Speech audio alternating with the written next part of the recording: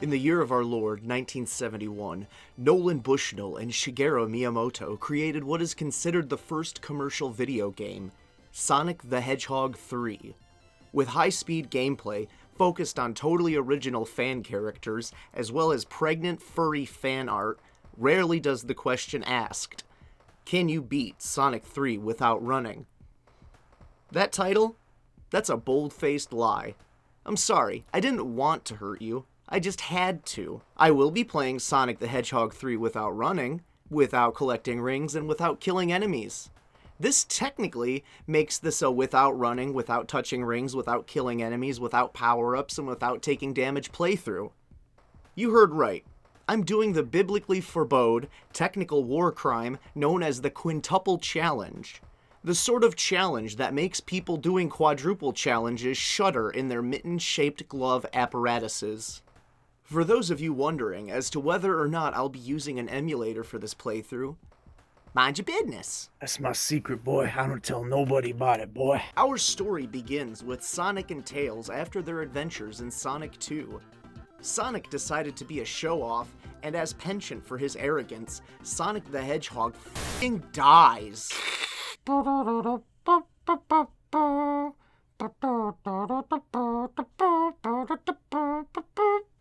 Hey y'all, Editor Ciara here. As novel as the concept of capturing analog footage for a digital video is, it just looks like trash. I mean, the 3:4 aspect ratio, the stretching, there's some artifacts going on from where I amplified the signal. Yes, I will be using an emulator for this playthrough. You're probably asking, if that's the case, what was with all of that previous stuff? I'll be doing this playthrough as Tails, for multiple reasons. 1, Sonic dies in the intro and is not even a playable character in this game. 2, if Sonic were playable, only 3 of those 5 challenges would be theoretically possible. 3, I am Ciara Foxx.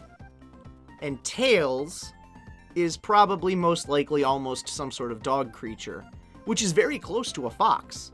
Echidnas and hedgehogs aren't even close to Foxeye. For me to not choose the creature closest to a fox would be such a reckless and irresponsible abuse of my branding that it's tantamount to, say building an audience on Reddit readings, taking a 6-month break, and resurfacing just to play video games like some sort of schmuck. No, okay, I'm better than that. I made it all the way to the mini-boss without much issue. I had not planned a quirk for this playthrough, but it turns out my own idiocy was the quirk all along. To make things go a little quicker, I'm allowing myself save states at checkpoints. I'm not good with computers, you know this, Alexis.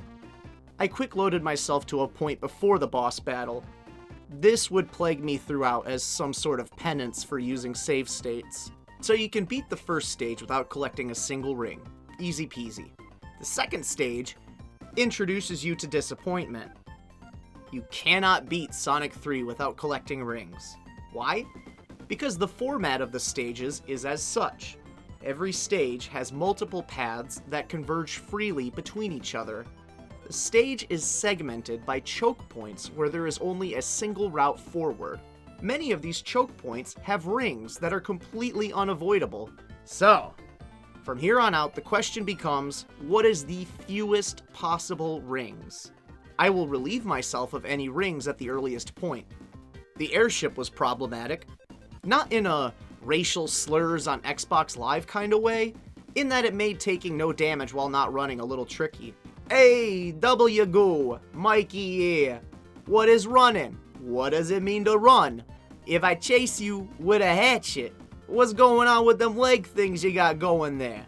For this playthrough, I will be defining running as use of the run animation, which for Tails involves spinning his tails behind him while he hovers. If the cancel run animation starts within a few frames of the run animation, I won't be counting it. Too many situational hazards will potentially force a run that I have to stop immediately. I used the bombs to relieve myself of rings that were forced upon me, and began a delicate dance of tapping the D-pad just enough to reach a brisk walk, but never a full-on run, at least until a point I felt safe flying behind the ship.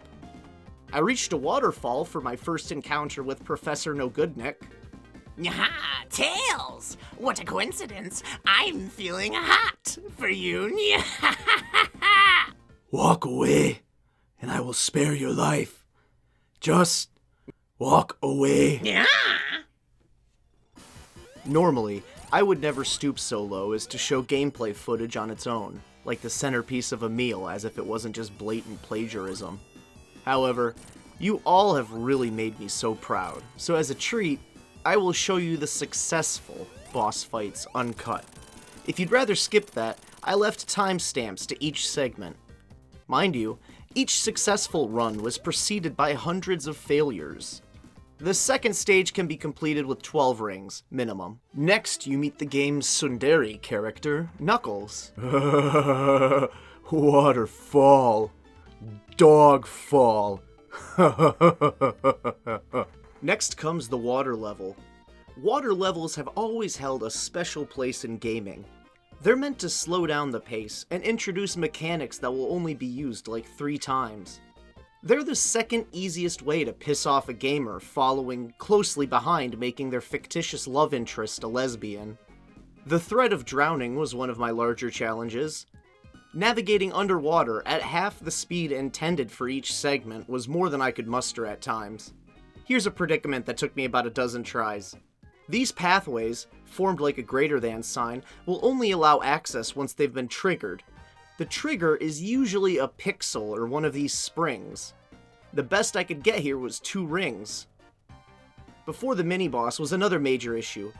Loop-de-loops are often used as choke points, and they are littered with rings. Similar to the last hazard, they have a particular pixel that must be touched in order to proceed. To do this without running and obtaining the least amount of rings meant I had to spin attack, jump off this corner, hit the trigger mark, and then bounce into the hole. This mini-boss stood as much of a chance as Donald Trump winning a second term. Yeah, I'm so political. 5 rings is what's required to beat the stage. Have you ever wondered what is the worst way to die? It's drowning. That's an objective fact. Yell about it all you want in the comments. The sheer suffering I put Tails through has guilted me just a smidgen. Oh! You see this ramp? It should be too tall for Tails to fly up, but they never expected me to find the exact pixel where you can get enough liftoff without touching a ring. You can tell this game was made in the 70s, on account of them never expecting someone to subjugate and defile their precious babies for internet views. Shut up, Kyle. It's called ARPANET. It became internet. They had internet in the 70s. I literally don't care. They should have seen this coming. A few loop-de-loop chokes forced some rings on me, and I fell into a trap. Have a nice trip. See you next fall. Do what now? I plummeted down the chute to an encounter with the ovary mensch. Yaha, Tails! I see you're dripping with anticipation.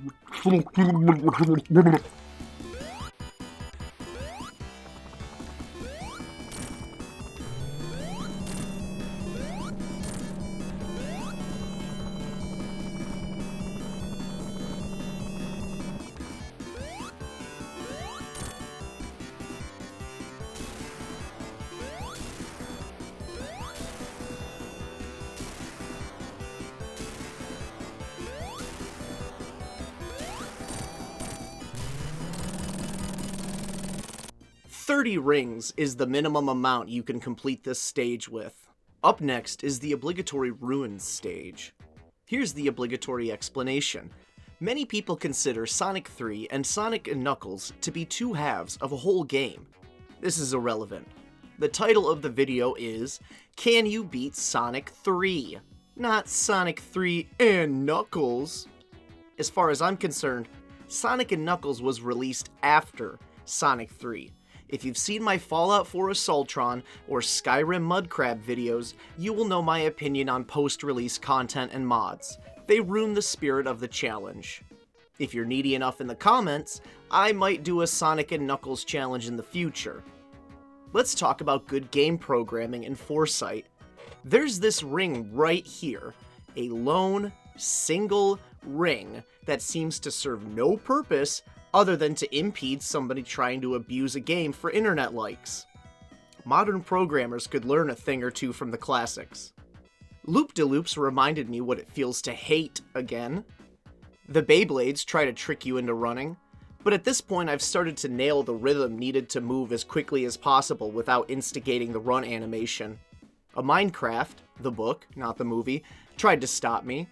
It stood as much of a chance as Hillary Clinton winning the presidency. Yeah, I'm so political and original. If you can stop your sides from splitting, go ahead and smack that like button, deep throat that subscribe, sacrifice a goat, and share this heaping pile of relevant funny with your friends like a mediocre STD. Sorry, I'm just really sick of TV funny people. Sorry, 3 rings is the minimum. Most of the gimmicks for this level involve the ceiling falling, which is mildly annoying without running. There's also a bigger focus on these Yu-Gi-Oh! Brand dual dice you have to ride. Also the grasshoppers. I friggin' hate these grasshoppers. Every grasshopper basically meant several replays trying to get past them. Did you ever read A Cricket in Times Square? Well, open it up and smash your hand in it. That sensation is how these grasshoppers remind me of that book. This right here was so slick. I was genuinely proud of solving this issue. You're supposed to take this Bakugan, which forces you into a run animation and then shoves you right into some rings. Understanding that behind every locked window is opportunity, I set to work gently bending the game. I got the timing to land my fighting Foodon on this Ferris go-round at just the right time that the Merrywheel's momentum disrupts the momentum of my card captor Sakura, allowing me to navigate it slowly without running and thereby missing the rings. As is tradition, in a bid to ride a pole, I was forcibly paid against my will. These 2 grasshoppers spawned my loathsome feelings towards an entire species. Mr. Sputnik flew in on a digging machine. What? That can't be right. Oh, yeah, that's a flying digging machine. Well, I'll be damned. Might as well be an ice heater. Yaha, Tails! Since I haven't drilled this home yet. I can tell you I don't have patience. But what I do have are a very particular set of skills. Skills I have acquired over a very long career. Skills that make me a nightmare for people like you. If you let the Earth go now... Yaha, gotta fly! This Here is the first time I lost due to a timeout. Here is where I smoked that ass like a gauntlet.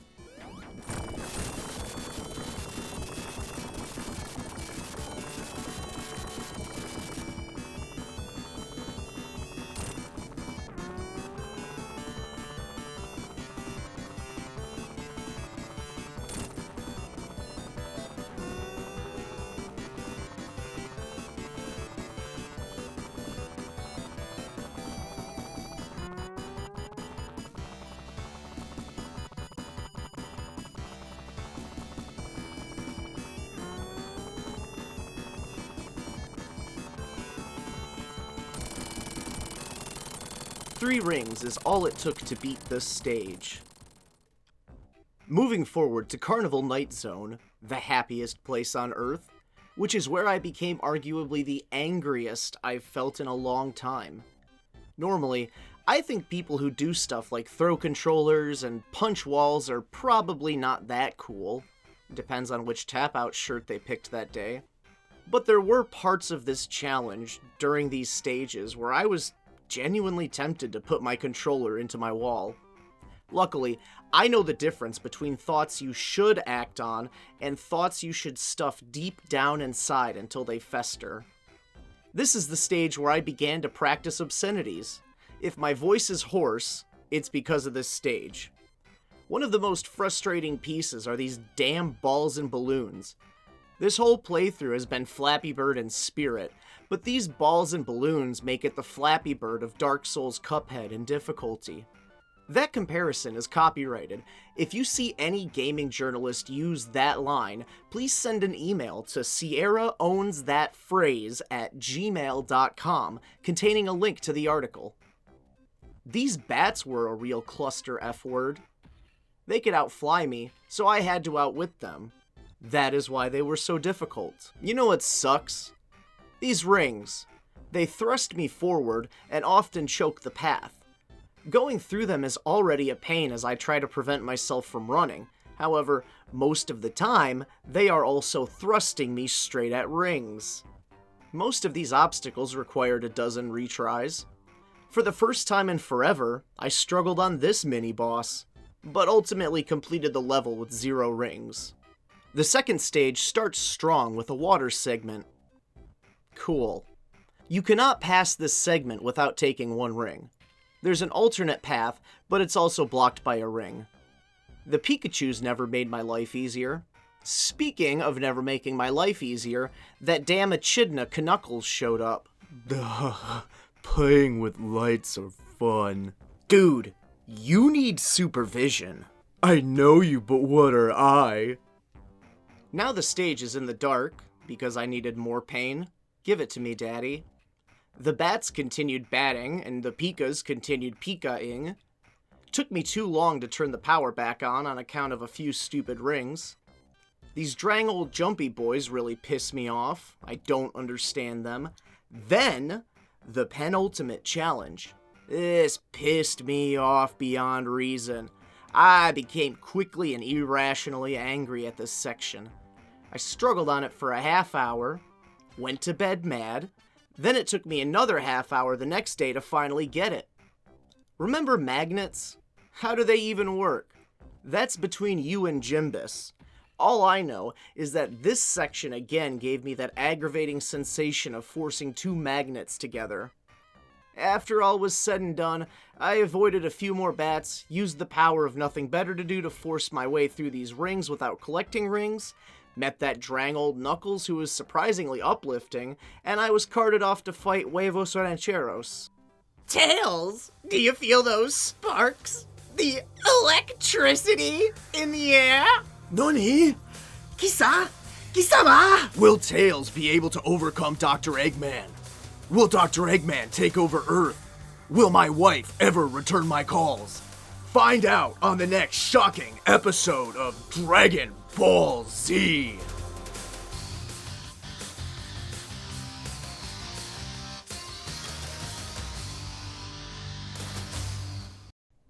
This was another fight that was ended by the clock, but Dormammu, I've come to bargain, and Mama's brought spankings.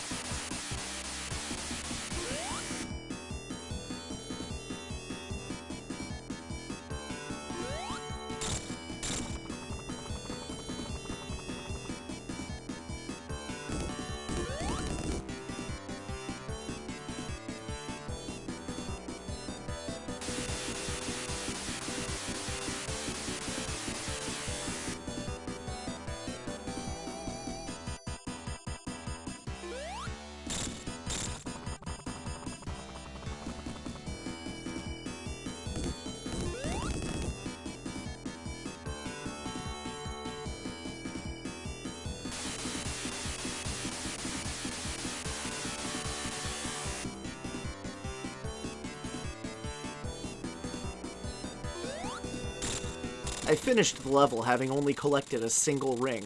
Team Rocket blasted off again into what I thought was level 5. Boy howdy, am I fucking stupid. It appears Todd Howard, ever the jealous lover, was upset that I was doing a challenge on a non-Bethesda game, so instead of whatever level was supposed to be here, I was instead sent to Skyrim, where the game caught a spell of Bugthesda as I apparently broke the game when it started killing me with screens. There's really not much to say here. It's your standard Dwemer stronghold built with repeating tiles. A few ice chunks tried forcing riches onto me. Like a good Soviet, I politely declined at gunpoint. A couple of magic traps cast Ice Beam at my general vicinity. At this point, I'm pretty unfazed by these shenanigans, to the point where I just stood still and the mini-boss killed himself. Speaking of the sweet release of death, if you find yourself die-curious, I highly recommend this playthrough. It'll either make you feel alive through sheer rage, or long for a quick drop and a sudden stop. If you know what I'm saying. Sex. I beat the level with 0 rings. Here's where Todd Howard really gave it to me long and dry. Loop-de-loops. These friggin' loop-de-loops. These loop-de-loops were unlike the others. I could not cheese my way through them. I had to make the actual loop and move out of the way as fast as possible. An alternative loop at least allowed me to skip 3/5 of it and break the rocks. Inside of Blackreach, I was punished with more unavoidable loops. Like the Knoble giraffe, I fly myself out of the pit and return to the surface a fresher, more alive corpse than usual. Waiting up top for me was Sergeant Robot Dick. Yaha, Tails! Nice to meet you. Hey, that was my line!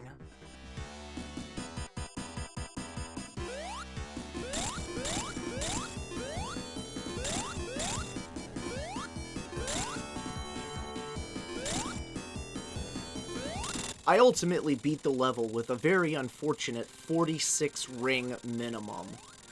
Daddy Todd wasn't done with me just yet. The final level was apparently replaced by Fallout. Luckily, my dad is Bill Gates, so he said Papa Todd couldn't pick on me anymore, otherwise he'd stop all them sweet Volt dollars. My father's strength prevented the game from breaking long enough for me to get to work. I really wished I had the music licensing to Sonic Boom, because this level was some real anime shit. Every skill I had learned and practiced finally paid off. There was genuinely nothing of note that happened here. These bird enemies were troublesome, but were hardly different than the bats. I coasted on Legacy through to the mini-boss. He was a little troublesome. Unfortunately, the situation was more or less, you're locked in here with me, now squeal, than anything else. 0 rings were obtained in this level. It's too bad I was so confident, because just like puberty, the second half of this level stole all that confidence away from me. Punching frogs, clearly robotic birds, and you can't even say I didn't warn you, birds doesn't reel. Lasers, laser guns, spiky boys, they all took turns lubing me up, but goddamn if I didn't continue pushing forward with even gooier insides. Though neither my internal or external moistness could save me from grabbing 4 rings at this choke point. I rode some defective carnival rides. Dodging flamers and Robco sentries alike, I mustered every ounce of focus I could to get through this. Bloatflies blocked my way, but an issue they were not.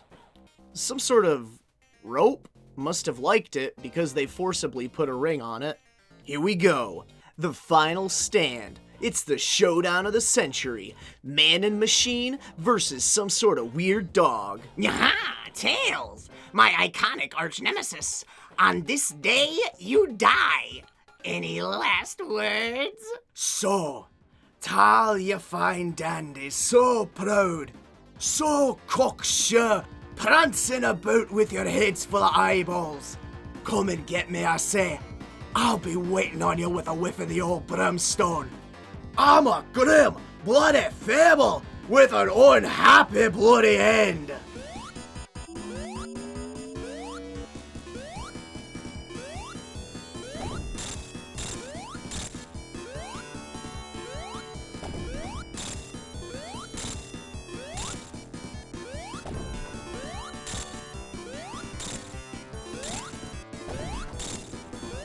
Ultimately, it took 5 rings to beat this section, but we're not out of here yet. I was taking a gondola ride to the endgame when old Drangus came in for a final stand.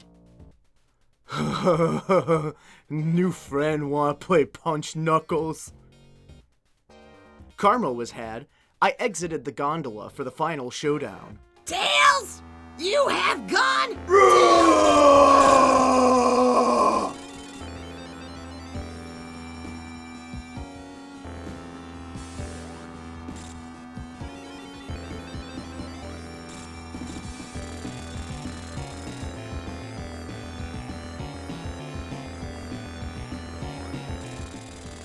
You haven't won yet, you sort of weird dog kind of thing.